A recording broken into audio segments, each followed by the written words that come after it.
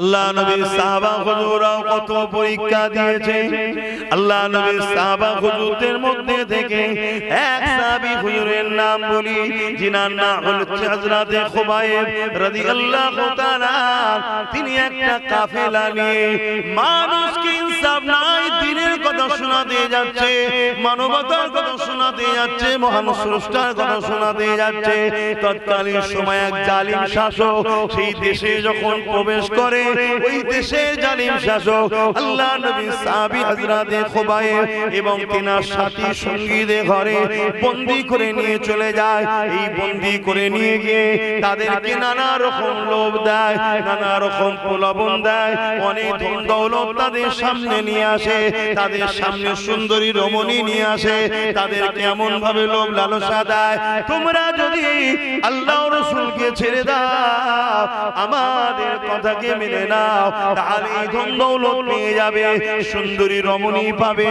আল্লাহ নবীর সাহাবারা একটাই কথা বলতে লেগেছে, এ জালিম অত্যাচারীরা, আমাদের মিশন হলো এই জমিনের উপর থেকে অন্যায় জুলুমকে মিটিয়ে দিয়ে আল্লাহর জমিনে আল্লাহর সৃষ্টিকে শান্তি সাম্য ইনসাফের সঙ্গে বসবাস করার ব্যবস্থা করে দেওয়া। এই কাজে এসেছি আমরা। তোমরা যতই বলো না কেন, তোমরা যতই লোভ লালসা দাও না কেন, মুহাম্মদ আরবীর কোন গোলামকে তোমরা কিয়ামত পর্যন্ত কিনতে পারবে না।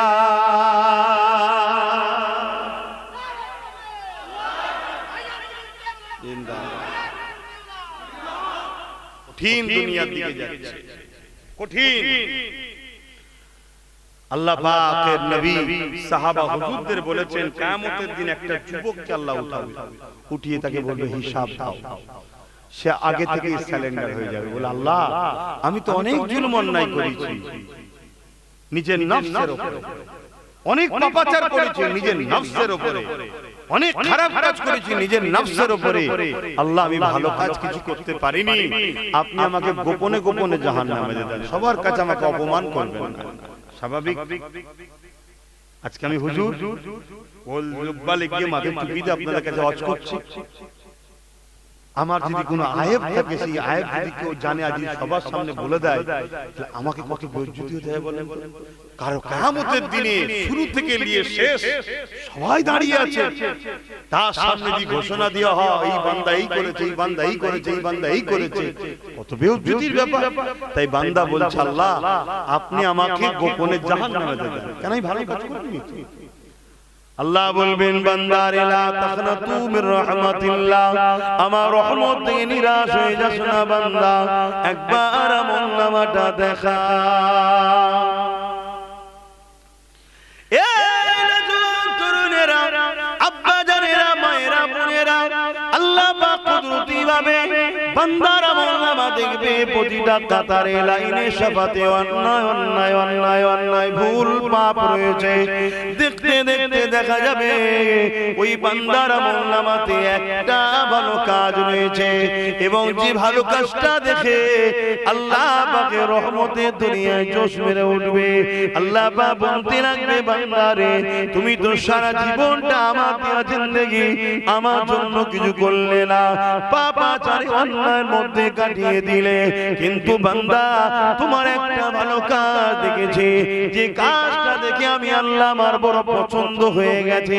বান্দা বলো আমি তোমার সঙ্গে কি বিচার করলে তুমি খুশি হবে?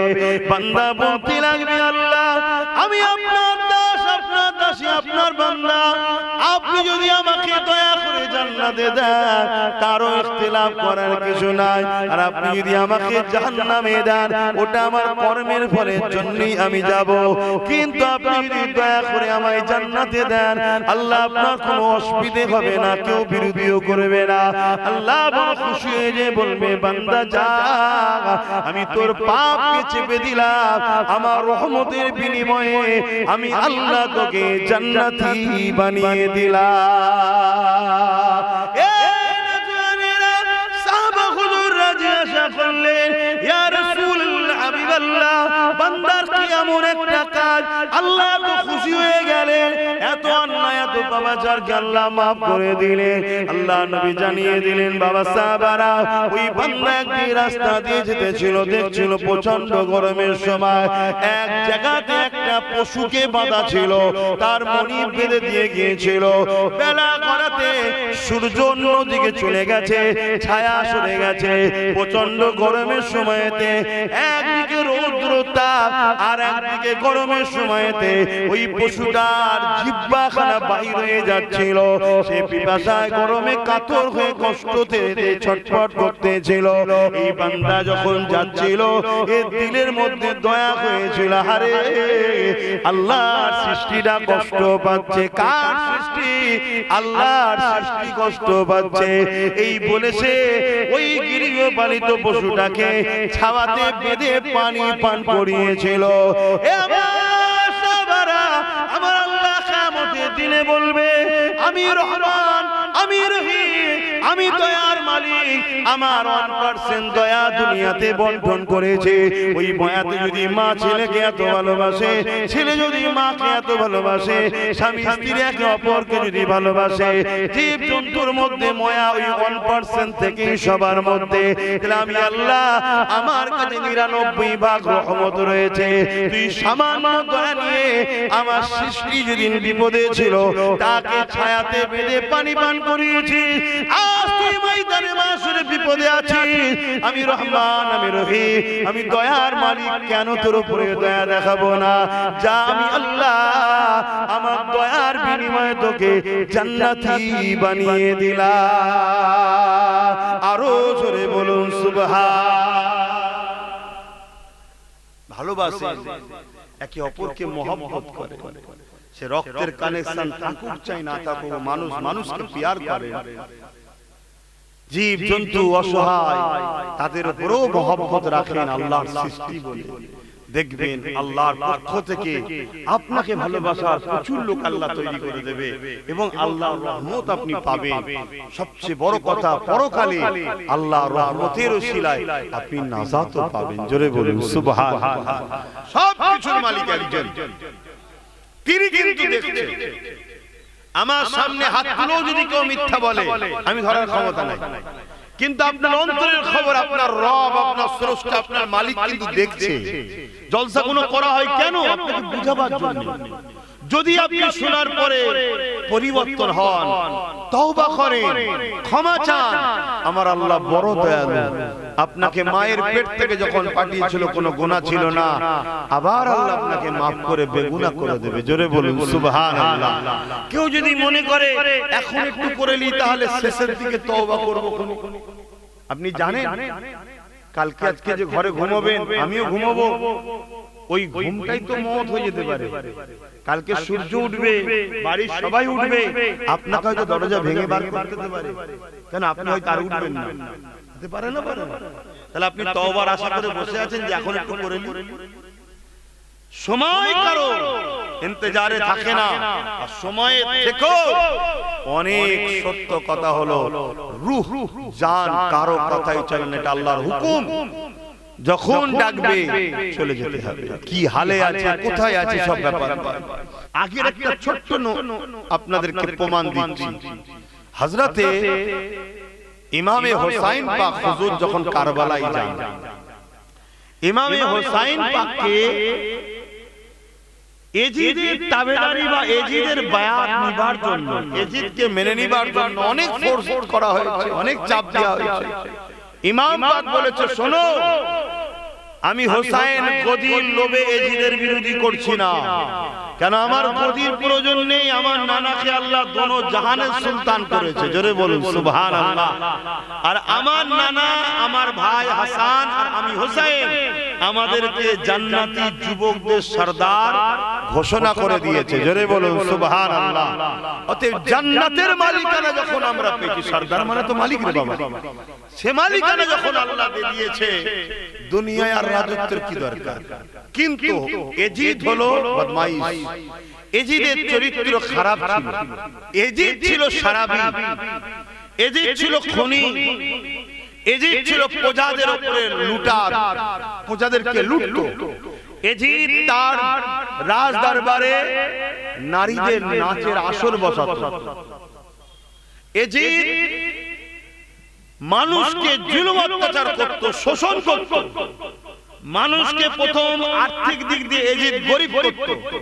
গরিব হলেই সে তো হাত পাতবে, এই যখনই হাত পাততো এজিদ তাকে তার গোলাম বানাতো। এই ছিল এজিদের ক্যারেক্টার।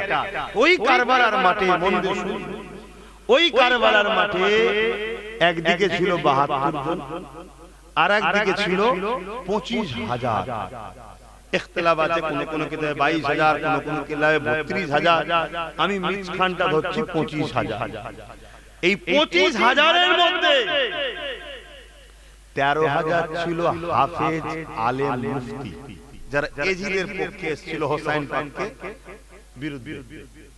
কিসের জন্য ভাই এসেছেন আপনি? লোভ। এজিদ কাউকে আশরাফি দিয়েছে, কাউকে বলেছে অমুক জায়গার গভর্নর করে দেবো, কাউকে বলেছে অমুক এলাকা তোমায় দেবো। কথা বুঝে আসছে? এই লোভ লালসায় এজিদের পক্ষে হোসাইনের বিরুদ্ধে ২৫,০০০ মুসলমান দাঁড়িয়েছে। তার মধ্যে ১৩,০০০ ছিল হাফেজ, আলেম, মুফতি, ৭,০০০ ছিল আলেম, ৩,০০০ ছিল হাফেজ, ৩,০০০ ছিল মুফতি।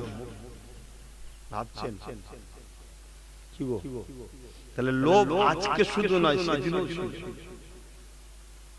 আর যারা লোভে পড়ে হোসাইন পাকের বিরুদ্ধে গেল তারা কি কামিয়াবি হয়েছে? বলো। আপনি বলবেন কেন হোসাইন তো হেরে গেছে, নাউজুবিল্লাহ, এজিদ তো জিতেছে। আরে আপনি কি দেখছেন? আপনার পাড়াখানে পুরো বিশ্ব ঘুরে একটা নাম্বার করেন তো কারণ এজিদ আছে। আর প্রত্যেকটা পাড়াতে, অলিতে গলিতে হোসাইন হোসাইন হোসাইন হোসাইন, লাখো কোটি লোকের নাম আছে। আমরা বাহ্যিক দেখছি হোসাইন পাকের ধর থেকে কল্লা আলাদা হয়ে গেছে, শের মুবারক। আর এটাই তো হোসাইন দুনিয়াকে প্রমাণ দিল যে আমি কল্লা কেটে দিয়ে পছন্দ করেছি, কিন্তু অন্যায়ের সঙ্গে হাত মিলাইনি। পুরো কারবালার ইতিহাস পড়বেন, যত লেখকের আছে পড়ুন। আলহামদুলিল্লাহ, যতটুকু আল্লাহ আমায় জ্ঞান দিয়েছে, আমার পড়াতে তো পাইনি। ইমামে হোসাইন পাকের হাতের কিন্তু কোনো বর্ণনা নাই। শের মুবারককে নিয়ে গেছে নিজের উপরে চাপিয়ে। তার মানে কি?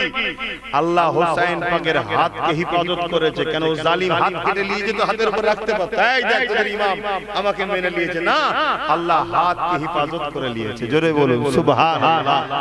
সেদিনও হাত ছিল হাতের উপরে রাখা, এখনো কিন্তু এই হাত দিয়ে সৃষ্টি পাওয়া হয়, তাই তো নাকি? হ্যাঁ বলবেন, সেই হাতেরই ব্যাপার। তখনও সাপোর্ট ছিল হাতে হাত রাখা, আর এখনো সেই হাত দিয়ে সাপোর্ট করার ব্যাপার। উম্মত একবারও ভাবলো না আল্লাহ নবী কত কষ্ট করে দিনকে রেখে গেছে। ইসলাম বলতে কি বোঝে? ইসলাম শব্দে বাংলা ওয়ার্ড লফজের মানে হলো শান্তি, কিন্তু ইসলামের ব্যাপক আবিধানিক অর্থটা কি? ইসলাম একত্ববাদের বিশ্বাস, ইসলাম রিসালাত তাওহীদকে মেনে নেওয়া। ইসলাম মানে শুধু নামাজ, রোজা, দাড়ি, টুপি নয়। হ্যাঁ, ইসলামের মধ্যে নামাজ আছে, রোজা আছে, দাড়ি আছে, টুপি আছে, কিন্তু এটা ব্যক্তি জীবনের জন্য। আমি নামাজ পড়েছি ঈশার, আমার কল্যাণ, আমার উপকার, আমার ফায়দা, সমাজের কোনো উপকার নাই। আমি দাড়ি রেখেছি, রাসূলুল্লাহ সুন্নাত, আমার উপকার, আমার নবী সুন্নাত রেখেছি, আমি নেকি পাবো। সমাজের আমার দাড়ি রাখাতে কোনো উপকার নাই। আমি মাথায় টুপি পরেছি, এটা আমার ব্যক্তি জীবনের কল্যাণ, রাসূলুল্লাহ সুন্নাতকে পালন করছি। রাসূল বলেছেন, মান আহাব্বা সুন্নতি, যে আমার সুন্নতকে ভালোবাসলো, ফাকাদ আহাব্বানি, সে আমাকে ভালোবাসলো, সে আমাকে ভালোবাসলো, কানা মাই ফিল জান্নাত, সে আমার সঙ্গে জান্নাতে যাবে। আমি রোজা রেখেছি, এটা আমার ব্যক্তি জীবনের কল্যাণ, আমার শরীর সুস্থ হবে, আমার ফ্যাট লিভার ফাইবার নষ্ট হবে, আমার শরীর থেকে ব্যাকটেরিয়া চলে যাবে, ক্যান্সারের মতো মহামারী থেকে রোজার বরকতে আল্লাহ আমাকে শিফা রাখবে। এটা আমার জীবনের ফায়দা। কিন্তু আমার রোজা রাখাতে সমাজের কি লাভ হয়েছে? এই ইসলামে নামাজ আছে ব্যক্তি জীবনের জন্য, রোজা আছে ব্যক্তি জীবনের জন্য, আমি হজ করেছি এটা আমার কল্যাণ ব্যক্তি জীবনের জন্য। কিন্তু এখনো যেমন ইসলামের হুকুম, অপর দিকে ইসলাম হুকুম দিয়েছে তা'মুরুনা বিল মারুফ ওয়া তানহাউনা আনিল মুনকার, অন্যায়কে মিটাও, ভালো কাজ প্রতিষ্ঠিত করো, ন্যায়কে প্রতিষ্ঠিত করো, অন্যায়কে মিটাও। তাই সমাজ থেকে নেশাকে মিটানো এটা হলো ইসলামের একটা বড় কাজ। কিন্তু বলুন আমরা উম্মত কি নেশার বিরুদ্ধে কথা বলি? আমরা নেশার বিরুদ্ধে কি লড়ি? এটা হ্যাঁ না বলতে হবে, কিন্তু ইসলামের একটা বড় কাজ এটা। নামাজের থেকে আগের কাজ হচ্ছে মদকে বন্ধ করেছে নবী। নামাজের থেকে অনেক আগে নবী নারীদের অধিকার, যে নারীদের ঘরে জুলুম করে মেরে দিত, সেগুলোকে বন্ধ করে নারীদের বাঁচাবার ব্যবস্থা করেছে। নামাজ তো মেহরাজ থেকে এসেছে, তার আগে তো নামাজ ফরজ ছিল না উম্মতে মুহাম্মাদের জন্য। শুনছেন তো? আর নামাজ কোনো ভাবেই কাজা করা যাবে না, ইশারায় শুয়ে শুয়ে হলো পড়তে হবে, আমি মানি। কিন্তু ওটা তো ব্যক্তি জীবনের কল্যাণ হবে, যে পড়বে তার কামিয়াবি, তার ছেলেরও কামিয়াবি। তা সমাজের জন্য ইসলাম কি দিয়েছে? একটা লোককে নিয়ে যখন বসছে তো সমাজের লোক ব্যাপারে আলোচনা হবে। আর মসজিদে জুম্মাতে দাঁড়িয়ে ইমাম সাহেব শুধু নামাজে বয়ান করছে, 100 বার করা দরকার করুক।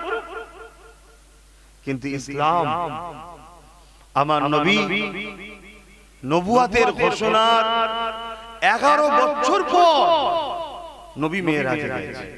নবুয়াতের ঘোষণা 11 বছর পর। এই 11টা বছর নবী কি করেছে? এই 11টা বছর মানতে তো হবে তোমাকে। মা আতাকুমুর রাসূল ফাখুযুহু ওয়া মা নাহাকুম আনহু ফান্তাহু। নবী যা আদেশ করেছে মানো, যা নিষেধ করেছে ছাড়ো। তো মেরাজে গেছে নবুয়াতের ঘোষণার 11 বছর পরে। 11টা বছর ধরে রাসূল কি করেছে? প্রথম কাজ হলো রাসূলের জালিম অত্যাচারী শাসকদের কাছে চিঠি করেছে, তোমরা জুলুম বন্ধ করো, নাই মুহাম্মদ রাসূলের মোকাবেলায় তোমাদের দাঁড়াতে হবে। তারা হেসেছে, তারা গোয়েন্দা পাঠিয়েছে, গুপ্তচর পাঠিয়েছে, কে দেখো তো। দেখছে মাত্র গুটি কতক লোক নিয়ে আমার রাসূলুল্লাহ দিনের মেসেজ, মানবতার মেসেজ, ইনসাফের মেসেজ, ইনসানিয়াতের মেসেজ, প্রেমের কথা, ভ্রাতৃত্বের কথা, মনুষ্যত্বের কথা, তাওহীদের কথা শোনাচ্ছে। কেউ কেউ আমার রাসূলুল্লাহর বিরুদ্ধে তারা দাঁড়িয়ে গেছে। নবী পাক এই 11টা বছরে জুলুমকে খতম করেছে, অন্যায়কে খতম করেছে, নেশাকে খতম করেছে, দুর্নীতিকে খতম করেছে, অত্যাচারকে খতম করেছে, এতিমের অধিকার দিয়েছে, বিধবার অধিকার দিয়েছে, এতিমের মর্যাদা দিয়েছে, নেশা মুক্ত, সন্ত্রাস মুক্ত, খুন মুক্ত, চোর মুক্ত, দুর্নীতি মুক্ত, জুলুম মুক্ত সমাজ তৈরি করেছে। পৃথিবীতে আমান প্রতিষ্ঠিত হয়েছে। তারপরে আল্লাহ নবীকে বলেছে পৃথিবীতে এখন সব সন্ত্রাসী শেষ, জঙ্গল পরিষ্কার। দোস্ত এবার আসুন, আপনাকে আমি দাওয়াত দিচ্ছি, মেরাজে আসুন। সেখানে যাওয়ার পরে আল্লাহ নামাজ দিয়েছে, রোজা দিয়েছে, যাও ওই পরিষ্কার বাগানে এবার উম্মতকে বলো এগুলো আবাদ করতে, এগুলো অনুসরণ করে এই সব কাজ করতে বলো। আজ আমার যেমন নামাজ পড়তে হবে, আমার প্রতিবেশী এতিম বিপদে আছে, বিধবা বিপদে আছে, আল্লাহ পাকের কাছে কিয়ামতের দিন জবাব দিতে হবে। ওরে আমার বান্দা বান্দিরে, জমিন চুল আমার, এই যে জমিনের উপরে ফিতনা ফাসাদ হয়েছিল কেন রুকলি না? এই জমিনের উপরে অন্যায় অত্যাচার হয়েছিল কেন রুকলি না? এই জমিনের উপরে বেইনসাফি হয়েছিল কেন রুকলি না? এই জমিনের উপরে ঘুষের লেনদেন চলেছিল কেন রুকলি না? আমার জমিনের উপরে অবাধে জিনা ব্যভিচারী করার লাইসেন্স দিয়েছিল কেন রুকলি না? আমার জমিনের উপরে খুন খারাপি হয়েছিল কেন রুকলি না? ওরে আমার বান্দা বান্দি রে, তোরা আমাকে মহব্বত করিস বলি আমি আল্লাহ তোদেরকে পরীক্ষা নিবার জন্য তো জালিমদেরকে বসাই। আমি আল্লাহ তোদেরকে পরীক্ষা নিবার জন্য কখনো ভয় ভীত ফেলি, কেননা তোরা সমস্ত মুসিবতের সময়ে ভয় ভীতর মধ্যে দিয়ে আমি আল্লাহ আমাকে মজবুত করে ধরে রাখিস নাকি দেখব, আমার পক্ষে দাঁড়িয়ে থাকিস নাকি দেখব। মনে রাখবেন আমার আপনার আব্বা জান হযরত ইব্রাহিম খলিলুল্লাহ, যিনি মুসলিম জাতির পিতা, সাইয়্যিদুনা ইব্রাহিম আলাইহিস সালামকে আল্লাহ কত কঠিন কঠিন পরীক্ষা নিয়েছে। তার মধ্যে একটা কঠিন পরীক্ষা হলো নমরুদ বিশাল আগুন তৈরি করে ওই আগুনে ইব্রাহিম নবীকে নিক্ষেপ করার প্ল্যান করলো। বিশাল আগুন বলতে কতটা বোঝেন? আমি সেই জায়গাটা নিজের চোখে দেখে এসেছি। মানে একটা বড় সাইজের গ্রাম, এত বড় এলাকা, চতুর্দিকে পাহাড় বিছখানটা ঘুরত, ওইখানে কাঠ জড়ো করেছে, কয়েক মাস ধরে কাঠ জড়ো হয়েছে। কত কাঠ, হাজার হাজার কর্মচারীরা কাজ করছে, সারা পৃথিবীর রাজা ছিল নমরুদ। কাঠ জড়ো করে সেই আগুন ধরিয়েছে, ওই আগুনের তাপ এত দূরে চলে যাচ্ছে যে ওপর দিয়ে কোনো পাখি উড়ে যেতে পারছে না, ওই আগুনের তাপে পড়ে যাচ্ছে। ভাবতে পারছেন কত ভয়ঙ্কর আগুন? দরুদ শরীফ আল্লাহুম্মা সাল্লি আলা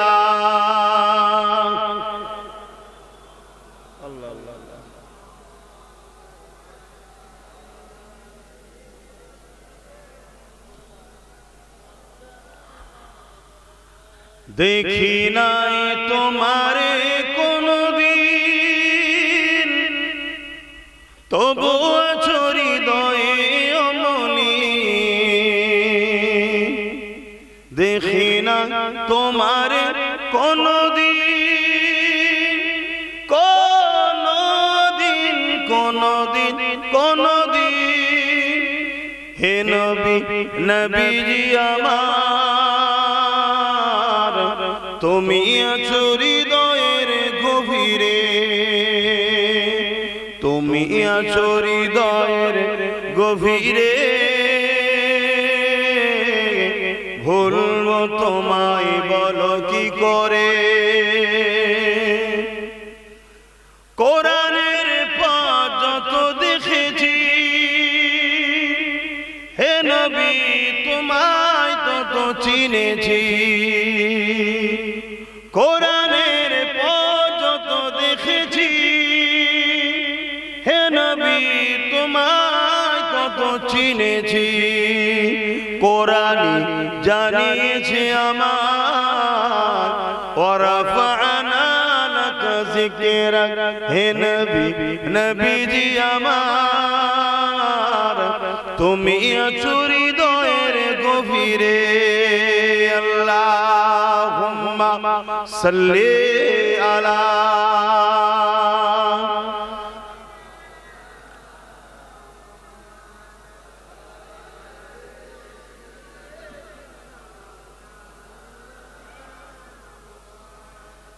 আমার আব্বা জানেরা, ভাইরা, মায়েরা, বোনেরা, ছোট ছোট বাচ্চারা, উলামা হযরত গণেরা, ইব্রাহিম আলাইহিস সালাম কে যে আগুন তৈরি করেছিল, এত ভয়ানক এত বড় এলাকা নিয়ে দ্বিতীয় আগুন তো দুনিয়ায় করেন। তার তাপমাত্রা এত বেড়ে গেছে, ইব্রাহিম নবীকে ফেলবে কি করে? তাই তারা একটা ওই কপিকল টাইপের তৈরি করেছে, যেটা দিয়ে ঘুরিয়ে ছুঁড়ে ফেলে দেবে। ইব্রাহিম আলাইহিস সালামকে নিয়ে আসা হয়েছে আগুনের কাছে, নিয়ে এসে বলা হচ্ছে, ইব্রাহিম এখনো সময় আছে, তুমি যদি আমাদের কথা মেনে নাও, শুনছেন, তোমার জীবনটা বেঁচে যাবে। লোভ দেওয়া হচ্ছে, যদি চাও রাজত্বর ভাগীদারিও দেওয়া হবে, একটা এলাকাতে দেবো, তুমি সেই এলাকায় রাজত্ব করবে, আনন্দ ফুর্তি করবে। আব্বাজান ইব্রাহিম আলাইহিস সালাম বলছেন, নমরুদ তুমি বেকার বকে লাভ নাই, তোমার যেটা ইচ্ছা তুমি করো, তবে ফয়সালা আমার আল্লাহর কুদরতি হাতে। জোরে বলুন সুবহানাল্লাহ। চরকিতে তুলে দেওয়া হয়েছে, পৃথিবীর রাজা মিজাজি আলাদা। এবার ঘোরাচ্ছে, জিয়া সাল্লামের সাথে ধরে ফেলেছে, বলছে সালাম দিয়ে বলছে, ভাই ভাই তোমাকে তো বিশাল আগুনে ফেলেছে, আমি কি কিছু হেল্প করব? আহমদের আব্বার ঈমান কেমন ছিল, সেই বাপের বেটা তো আমরা। আব্বাজান ইব্রাহিম আলাইহিস সালাম বলেছিলেন, ও ভাই জিবরাইল, আল্লাহকে আমি ভালোবাসি, আল্লাহকে আমি প্যার করি, আল্লাহকে আমি মহব্বত করি। আল্লাহ আমার প্যার ভালোবাসা মহব্বতের পরীক্ষা নিচ্ছে। এই জিবরাইল, এই কঠিন পরীক্ষার সময় আপনি আমাকে ডিস্টার্ব করবেন না, আপনি চলে যান। আমার আল্লাহ তিনি সব দেখতে পান, তিনার ক্ষমতাও আছে। ইব্রাহিমকে আগুন থেকে বাঁচাবার ক্ষমতা তিনার আছে। তিনি যদি চান ইব্রাহিম আগুন থেকে বেঁচে যাবে, কোনো ক্ষমতা না ইব্রাহিমকে আগুন পোড়াতে পারে। আর তিনি যদি ইব্রাহিমের প্রেমের পরীক্ষা নেয়, আগুনে পুড়িয়ে ইব্রাহিমকে পরীক্ষা নেবে। চাঁদ ইব্রাহিম শুনে রেখে দেন, আমি আমার আল্লাহকে এত ভালোবাসি, এই আগুনে পুড়ে আমি মরতে রাজি। শুধু একবার নয়, আবার যদি জান দেয়, আবার আল্লাহ যদি পরীক্ষা নেয়, আমি হাজারটা যদি জান পাই, হাজারবার আগুনে পুড়তে রাজি। আল্লাহকে পুড়ে প্রমাণ করে দেবো, আল্লাহ আমার জানের থেকে বেশি আপনাকে ভালোবাসি। আরো জোরে বলুন সুবহান। আমরা তো বলতে পারছি না যে আল্লাহ যদি আমাকে দুবেলা না খাইয়ে রাখে, আল্লাহর খুশির জন্য আমি দুবেলা না খেয়ে থাকবো। আমরা তো বলতে পারছি না যদি আল্লাহ আমাকে পায়ে হেঁটে চলার ব্যবস্থা করে, আমি পায়ে হেঁটে। আল্লাহ যদি আমাকে তেরপলের ঘরে রেখে খুশি হয়, আমি তার খুশির জন্য খালি। আমরা তো সে দাসী নয়, সে দাস তো নয়। আমরা যদি সেই দাস দাসী হতাম, তাহলে আমার মনিব যাতে রাজি, আমি তাতে রাজি হতাম। হ্যাঁ, এ রাজি যদি হতে পারি, একটা দিন পরীক্ষা শেষ হয়ে যাবে। সব সময় নেবে না, একটা দিন পরীক্ষা শেষ হয়ে যাবে। আল্লাহ তার রহমত দেবা তোমাকে ঘিরে ধরে। না দুনিয়াতেও তোমার কেউ কিছু করতে পারবে না, কবরে কিছু হবে না, পুলসিরাতে কিছু হবে না, মিজানে কিছু হবে না, ময়দানে মাশরে কিছু হবে। ওই রহমত তোমাকে ঘিরে ঘিরে ঘিরে ঘিরে জান্নাতে নিয়ে যাবে। জোরে বলুন সুবহানাল্লাহ। একটা দিন পর্যন্ত তো টেস্ট নেবে আল্লাহ, বিনা পরীক্ষায় কাউকে ছাড়বে না। তবে খোদাকে বলি, খোদা আমি বড় দুর্বল, তুমি সেই পরীক্ষা আমায় নিও না যেটাতে ফেল হয়ে যাব। সেই পরীক্ষা নেন যাতে আমি কামিয়াবি হতে পারবো। আমি পরীক্ষা কিন্তু নেবে। দেখুন আমাদের আব্বা কিরম পরীক্ষা দিয়েছে। আল্লাহ নবীর সাহাবা হুজুররাও কত পরীক্ষা দিয়েছে। আল্লাহ নবীর সাহাবা হুজুরদের মধ্যে থেকে এক সাহাবী হুজুরের নাম বলি, যিনার নাম হচ্ছে হযরতে খুবাইব রাদিয়াল্লাহু তাআলা। তিনি একটা কাফেলা নিয়ে মানুষকে ইনসাফ নাই, দ্বীনের কথা শোনাতে যাচ্ছে, মানবতার কথা শোনাতে যাচ্ছে, মহান স্রষ্টার কথা শোনাতে যাচ্ছে।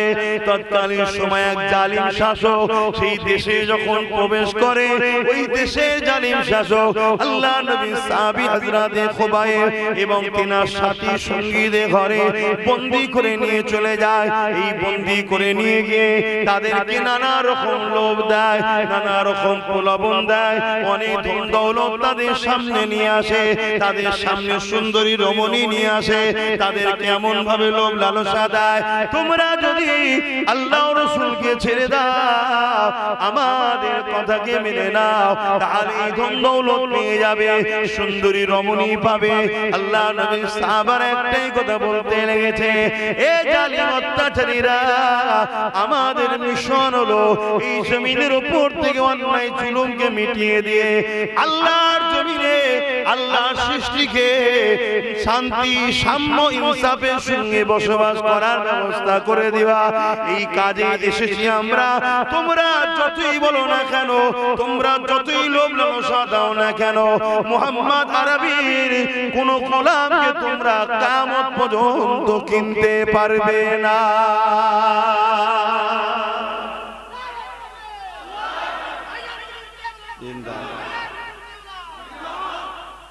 সত্যি যারা রাসূলুল্লাহর গোলাম হবে তাদেরকে কিনা জোরে বল।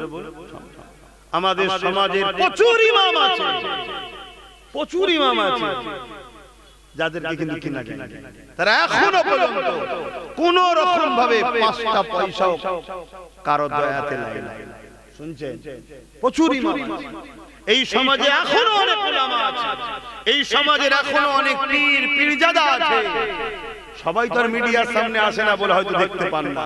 তারা এখনো পর্যন্ত কারো কাছে বিক্রি নয়, তারা আল্লাহ ও রাসূলের পক্ষে দাঁড়িয়ে আছে। বলুন সুবহানাল্লাহ। এ নওজওয়ান তরুণেরা, আমার আব্বা জানেরা, আমার আম্মা জানেরা, মনে রেখে দেবেন, কুল্লু নাফসিন যায়িকাতুল মউত, প্রতিটা নফসকে মৃত্যুর স্বাদ আল্লাহ চাখাবে। কার কখন মৃত্যু আসবে কোনো ঠিক নাই। আর এমন করে আসার ডেট রয়েছে, যাবার কোনো ডেট নাই। তাই বলে দিয়ে যে আল্লাহকে ভয় করেন, নবী পাককে ভালোবাসেন, সাহাবা হুজুরদের বন্দী করে নিয়ে গিয়ে এক এক করে সাহাবা হুজুরদিগকে শুলির উপরে চাপাতে লেগেছে। ধারালো সোজা একটা রড থাকবে, তার মাথাতে বসিয়ে দেবে, এমন করে সেটা পেটের মধ্যে দিয়ে মাথাতে বেরিয়ে যাবে। এইভাবে তৎকালীন সময় জালিম শাসকরা অত্যাচার জুলুম করত। আল্লাহ নবী সাহাবা হুজুরদের বন্দী করে নিয়ে যে এক এক করে ওই শুলির উপরে চাপায় শহীদ করে দেয়। বাকি সাহাবাদেরকে বলে, এখনো জান যদি বাঁচাতে চাও, ধন লাও, মাল লাও এবং সুন্দরী রমণী লাও, শুধু মুহাম্মদ আরবীকে ছেড়ে দাও, তার দেখানো রাস্তা ছেড়ে দাও, তাকে মডেল হিসেবে যে মেনে চলো এই পথটা ছেড়ে দাও। কিন্তু সাহাবা হুজুররা এক এক করে খোবায়ে হুজুর ছাড়া সমস্ত সাহাবা হুজুররা শহীদ হয়ে গেলেন। সবার জবানে একটাই কথা ছিল, এই জীবন আমাদের কাছে তুচ্ছ, আল্লাহ ও রাসূলের প্রেম ভালোবাসার কাছে এই জীবনের জিন্দেগি কোনো মূল্য নাই। এইভাবে হযরতে খোবায়ে হুজুরের পালা চলে আসলো, তিনাকে মেন্টালি টর্চার করতে লাগলো, সন্তানের কথা বুঝাতে লাগলো। তোমার সন্তান কোনো খেলাধুলা করছে হয়তো, এখন কিভাবে ব্ল্যাকমেল করছে, তুমি মারা গেলে তারা এতিম হয়ে যাবে, তোমার স্ত্রী, তোমার বাবা মা, এটা আরেকটা মায়ার জিনিস। আর যত ধন দৌলত এক একজনের জন্য এনেছিলাম সব নিলাম, দরকার হয় আমার রাজ্যের অর্ধেকটা দেবো, তাও নিলাম।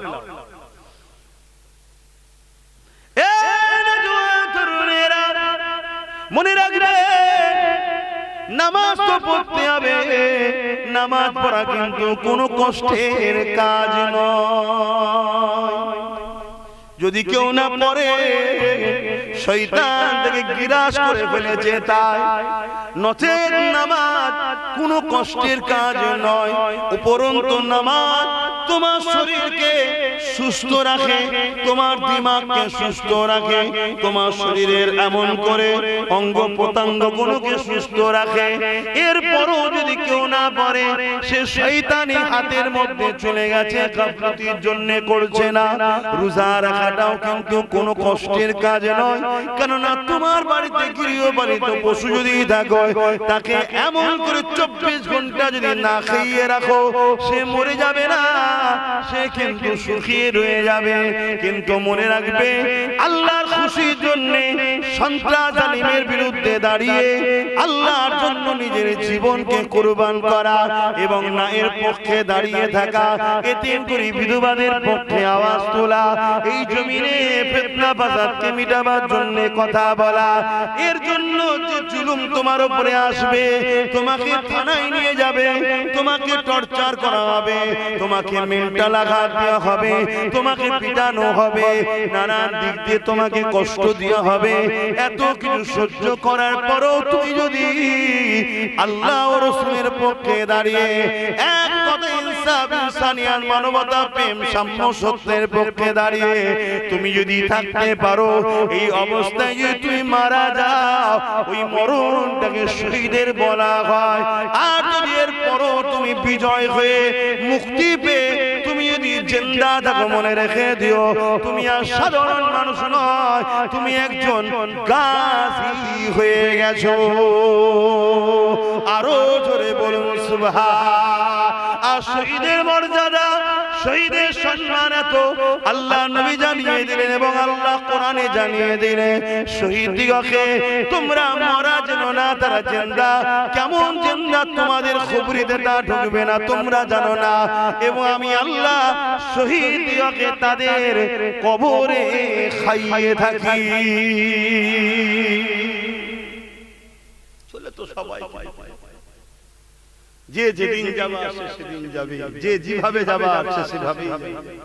যার কপালে খোদা যেটা লিখে দিয়েছে সেটাই হবে। আমি জানি না আমার কপালে কি লেখা আছে, কিন্তু যেদিন আমার রূহ সৃষ্টি হয় তার 50,000 বছর আগে আমার তকদীর তৈরি করা হয়ে গেছে, সেইটাই ঘটবে। পুরো দুনিয়া চেষ্টা করো এক জাররা পরিমাণ রদ বদল করতে পারবে না। অতএব তাকদীরের উপরে ভরসা রাখেন, জীবনে কোনোদিন অন্যায়ের পক্ষে দাঁড়াবেন না, জুলুমের পক্ষে দাঁড়াবেন না, মিথ্যার পক্ষে দাঁড়াবেন না, অত্যাচারীদের পক্ষে দাঁড়াবেন না, সন্ত্রাসদের পক্ষে দাঁড়াবেন না। সর্বসময় গরিবের পক্ষে, ইনসাফের পক্ষে, ইনসানিয়াতের পক্ষে, মানবতার পক্ষে, হাত্তাকে নিজের মাতৃভূমির পক্ষে দাঁড়াবেন। আসুন, যত নবীরা এসেছেন প্রত্যেকটা নবী ছিলেন গরিব, দুঃখী, অসহায়, মাজলুমদের পক্ষে। বলুন সুবহানাল্লাহ। আমরাও যদি গরিব, দুঃখী, অসহায়দের পক্ষে দাঁড়াই, সমস্ত নবীদেরই সুন্নাত হবে। জোরে বলুন সুবহানাল্লাহ। আর নবীদের নবী, তামাম কায়নাতের সরদার আল্লাহ যিনাকে বানিয়েছে, কে বানিয়েছে? আল্লাহ বানিয়েছে। আল্লাহ হলো খালিক, রাসূলুল্লাহ হলেন মাখলুক। নবীকে বানিয়েছে আল্লাহ, এই সম্মান মাকাম নবীকে দিয়েছে আল্লাহ। সেই নবী পাক সর্বসময় গরিব, অসহায়, দুঃখী, মজলুম, বিধবা, এতিম, ক্ষুধার্ত তাদের পক্ষে দাঁড়িয়ে জালিমদের বিরুদ্ধে কথা বলেছে। জোরে বলুন সুবহানাল্লাহ। চলে আসেন আমাদের স্রষ্টা রব্বুল আলামিন, তিনি সর্বসময় গরিব, দুঃখী, অসহায়, মজলুমদের পক্ষে। জোরে বলুন সুবহানাল্লাহ। জালিমের পক্ষে আমার আল্লাহ নয়। যদি একটা নামধারী মুসলমানের সঙ্গে একটা অমুসলিমের লড়াই হয়, অমুসলিম যদি নির্দোষ হয়, মজলুম হয়, আর জালিম যদি নামধারী মুসলমানটা হয়, মনে রাখবেন আমার আল্লাহ কিন্তু এই নামধারী মুসলমানের সাথে নেই, এই অমুসলিমের সাথে আছে। কেন? ওকে আমার আল্লাহ সৃষ্টি করেছে, তাকে আপনি বানিয়ে যাকে তাকে মারার, জুলুম করার অধিকার আল্লাহ আপনাকে দেয়নি।